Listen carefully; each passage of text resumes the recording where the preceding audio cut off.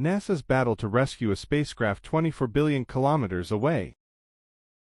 USA. For nearly 5 months, experts worked tirelessly to fix a glitch and restore communication with Voyager 1, a spacecraft that has been operating for nearly half a century. After 5 months of efforts to re-establish contact with the farthest human-made object, the Voyager 1 spacecraft, NASA announced that the last spacecraft finally phoned home on April the 20th. For engineers and scientists working on NASA's longest-running space mission, it was an incredibly relieving and exhilarating moment. On that Saturday morning, we all gathered around the donut boxes and waited for the data to come in from Voyager. We knew exactly when it was going to happen, and it was all very quiet, everyone just sitting there looking at the screen, recalled Linda Spilker, a scientist on the Voyager 1 mission at NASA's Jet Propulsion Laboratory, JPL. Finally, when the spacecraft responded to the call, the room erupted in celebration. There were cheers, people raising their hands up high, and a feeling of relief. After all the hard work, from the almost impossible task of receiving signals from Voyager to re-establishing communication,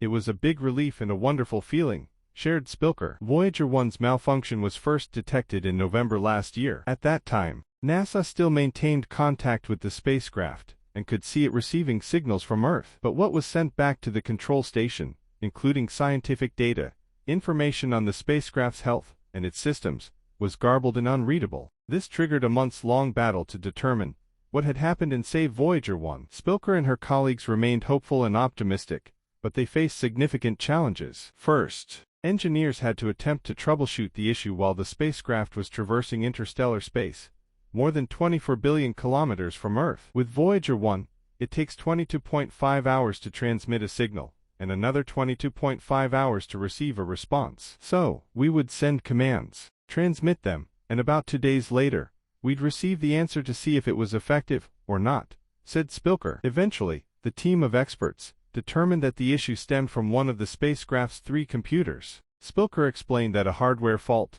likely due to aging or radiation, had likely scrambled a section of code in the computer's memory. This malfunction prevented Voyager 1 from transmitting clear information related to its health status and scientific observations. The NASA engineering team determined that they wouldn't be able to repair the faulty software storage chip. The corrupted code was also too large for Voyager 1's computer to store both it and any new instructions sent. Because the technology aboard Voyager 1 dates back to the 1960s and 1970s, the spacecraft's computer memory is inferior to even today's smartphones. Spilker noted that it's roughly equivalent to the storage capacity in an electronic car key. Ultimately, the expert team found a solution. They broke the code into smaller parts and stored them in different areas of the computer's memory. Then, they reprogrammed the part that needed fixing while ensuring the entire system functioned seamlessly. It was a feat, as Voyager 1 was built long before and had no test beds or Earth-based simulation devices to test new code segments before sending them to the spacecraft. There were 3 of us going over every line of the code that we were planning to upload,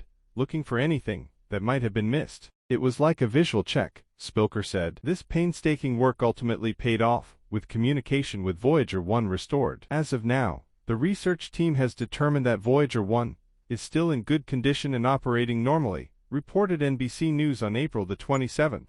Spilker noted that the spacecraft's scientific instruments are still on and appear to be functioning, but it will take some time for the spacecraft to resume transmitting scientific data. Voyager 1 and its twin sibling, Voyager 2, were launched into space in 1977 with a mission to study the outer reaches of the solar system. According to Spilker, the spacecraft could continue operating until the 2030s. Eventually, they will run out of power or parts will become too old to function. The day Voyager 1 and 2 must cease operations will be a very difficult day, but they will continue to exist as silent ambassadors. Both spacecraft carry valuable messages on the Golden Record. The records contain images and sounds representing life on Earth and human culture, including music, animal sounds, laughter, and greetings recorded in multiple languages. The duo of spacecraft will carry these messages until they are discovered by future space travelers in the distant future. In about 40,000 years, they will come quite close to another star. Then, they might be found, Spilker said.